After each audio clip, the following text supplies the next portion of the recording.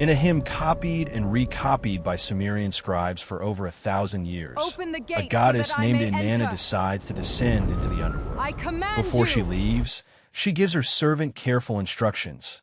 If I do not return in 3 days, mourn for me. Then go to the gods and beg them to bring me back. At each of the 7 gates of the underworld, a gatekeeper strips her of one piece of her clothing, one symbol of her power, until she arrives at the throne of her sister Ereshkigal, queen of the dead, naked and defenseless. Ereshkigal kills her. Her body is hung on a hook on the wall. And for 3 days, the goddess of love and war is simply dead in a place the Sumerians called, in their own words, the land of no return. That phrase is not a modern translation flourish. It's how the Sumerians themselves described the place the dead went Kornu-gi, the land from which there is no return. Not a way station. Not one stop on a wheel that turns and brings you back. An ending. This video is about what the actual surviving Sumerian texts say happens after death, why that matters, and where it stands next to what Islam teaches about the soul. I want to deal with something directly up front because you may have come across other videos online making a very different claim that the Sumerians believed in a system of managed reincarnation, souls recycled, and sent back into new bodies by the Anunnaki, with certain people flagged and permanently removed from the cycle. I want to be straightforward with you. That is not what the surviving Sumerian material describes. It's a claim that circulates in speculative and pseudo-historical corners of the internet, often dressed up with invented tablets, invented translators, and invented discovery stories to make it feel documented. It isn't. What the real text describes is something else, and in a lot of ways it's stranger and sadder than a cycle you could eventually escape. Sumerian religious literature survives mainly through cuneiform tablets recovered from sites like Nippur, Uar, and Uruk, held today in collections at the University of Pennsylvania Museum, the British Museum, and the Istanbul Archaeology Museums, and painstakingly translated over the 20th century by Assyriologists working line by line through damaged, often fragmentary clay. Among the best preserved and most studied of these are the descent of Inanna to the underworld, and a Sumerian poem usually called Gilgamesh, Enkidu, and the Netherworld, later appended to the Babylonian epic of Gilgamesh as its 12th tablet. These aren't obscure, unpublished, or hidden. They're standard texts, taught in university courses on ancient Near Eastern religion, translated and retranslated by generations of scholars who mostly agree on their broad content, even where they debate specific words. And what these texts agree on consistently is this: the underworld the Sumerians describe, called Kur, or sometimes Irkalla, is not a system with an exit. It's ruled by Ereshkigal, and it is, by every surviving description, a bleak place dust for food, clay for bread, no light, populated by shades of the dead who have lost their strength and their voice. Crucially, the texts don't describe good people going somewhere better and bad people going somewhere worse. Nearly everyone goes to the same gray underworld, regardless of how they lived. There's no reward track, no punishment track, and this is the important part for tonight, no return track either. Once you're in Kur, in the actual Sumerian sources, you stay. This is actually one of the most striking and well-documented features of early Mesopotamian religion, and it's a real historical point worth sitting with rather than replacing with something more dramatic. Compared to religious systems that developed later in the same region and beyond ideas of judgment, reward, resurrection, or rebirth, the earliest Sumerian view of death reads as almost defiantly grim. There's no cosmic ledger being balanced across multiple lifetimes. There's simply an ending, described honestly and without much comfort attached to it, by people who apparently didn't feel the need to soften it. The other major Sumerian text on this subject, the Netherworld poem attached to Gilgamesh, reinforces the same picture from a different angle. In it, Gilgamesh's companion Enkidu descends into the underworld to retrieve some lost objects and, breaking every rule of the place, gets trapped there. His spirit is eventually allowed to rise briefly and describe what he's seen to Gilgamesh, and what he describes is a hierarchy of suffering based on how many descendants a person left behind to make offerings for them. not on any cycle of return. A man with many sons rests easier than a man with few. A man with no one to remember him suffers the worst. It's a vision of the afterlife built around memory and family, not around a soul being reset and sent back into a new life to generate some kind of yield for the gods. That framing souls as a managed, harvested resource has no basis in this material. It's invented. The broader Gilgamesh epic itself is actually the clearest evidence for how the Sumerians and later Mesopotamians handled the question of escaping death, and it's worth being precise about it because it gets misread constantly. Gilgamesh, terrified by Enkidu's death, travels to find Utnapishtim, the one human granted immortality after surviving a great flood.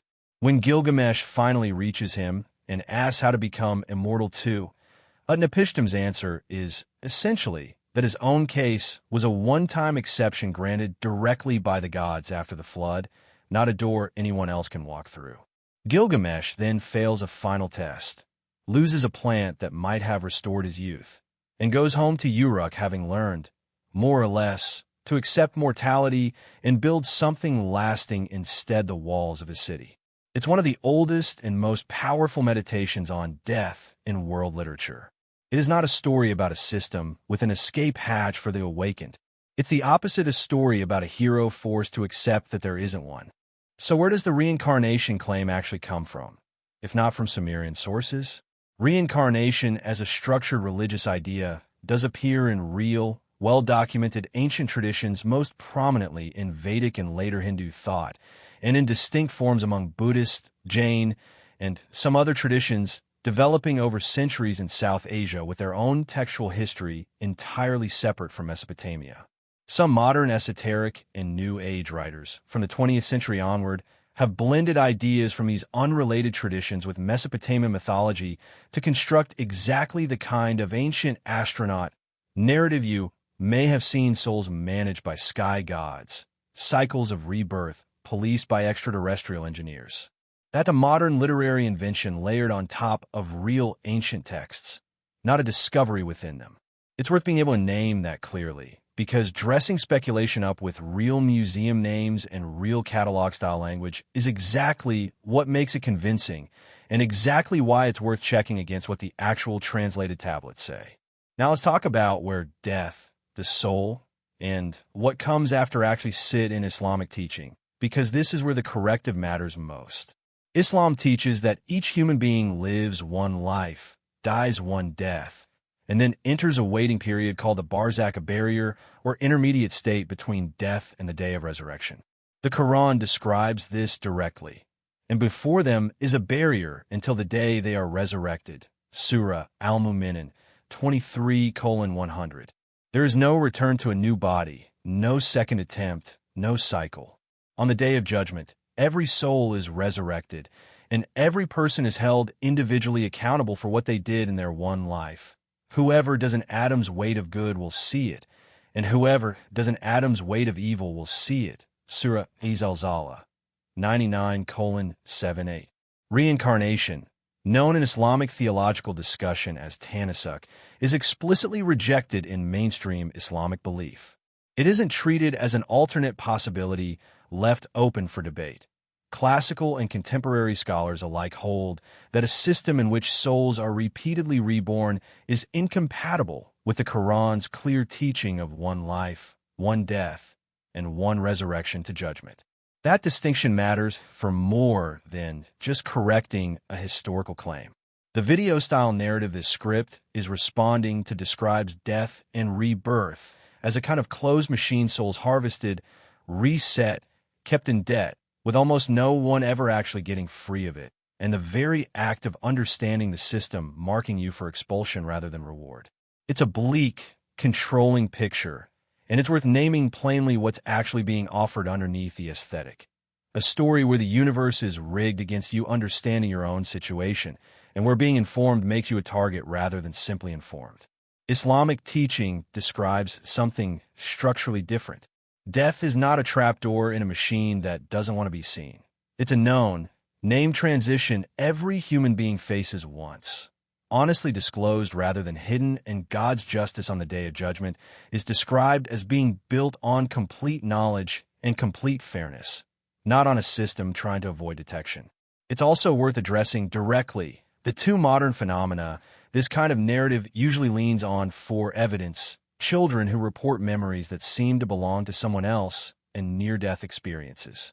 Both are real areas of ongoing research, studied seriously by psychologists and physicians, and both remain genuinely unresolved in mainstream science. Researchers have proposed explanations ranging from suggestion and confabulation in young children's developing memory and language, to the neurochemistry of a brain under extreme stress or oxygen deprivation during a medical crisis. Neither phenomenon has settled scientific backing as evidence of reincarnation, and presenting either one that way overstates what the research actually shows. From an Islamic perspective, these remain matters better addressed through medicine and psychology than through theology. Islam doesn't require a particular clinical explanation for déjà vu or reported near-death experiences, precisely because it doesn't build its account of the soul on a rebirth framework that those phenomena would need to support in the first place. So what actually survives?